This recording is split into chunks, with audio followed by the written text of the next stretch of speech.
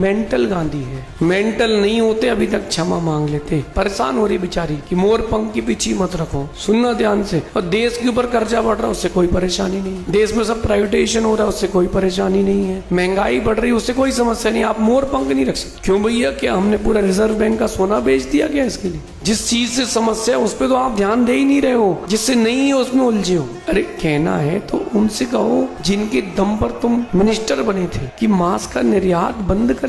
हम लोगों को मत समझाओ, हम लोग बहुत समझदार हैं। और अगर माफी जल्दी नहीं मांगी तो समझ लेना वो व्यक्ति, वो जीव मानसिक रूप से विक्षिप्त है। देखो ध्यान रखना, जैन लोग सीधे हैं लेकिन बुद्धिहीन नहीं है। दिगंबर मुनि बिना कपड़े के, बिना दिमाग के नहीं। दिगंबर जैन समाज है। जब तक शांत है तो शांत है। समुद्र में जब सुनामी आती तो सब बह जाता है। किसी का उधार नहीं रखते, सबका चुकाते हैं। और वक्त जरूर चुकाएगा। जिनके पास मोर पंख है, ऐसे दिगंबर मुनियों के कारण ही भारत सुरक्षित है।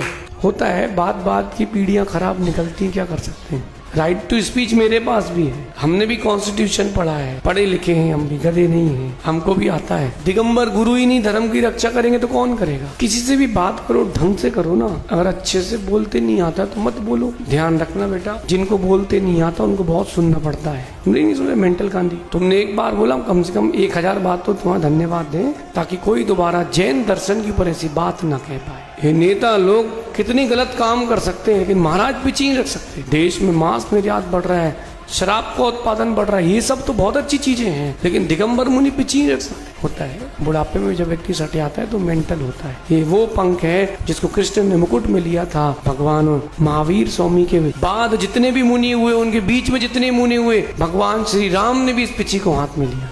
तो इनकी बात मानेंगे कि अगले पगलों की? क्या कर सकते जो है। अब सरकार में कहीं आ नहीं पा रहे और कोई इज्जत बची नहीं कहीं, तो हाईलाइट कैसे होंगे? ऐसे होंगे, समझो है ना। दिगंबर मुनि बिना कपड़े के, बिना बुद्धि के नहीं रहते। जानवरों की रक्षा करते करते बुद्धि जानवरों जैसी हो गई है। जैनों से किस बात की जलन है? आगे बढ़ रहे हैं इसलिए जलन है। अरे तुम चिंता नहीं करो, जलना है तो जलो, लेकिन दीपक की तरह जलो। कोयले की तरह जलोगे तो राख हो जाए।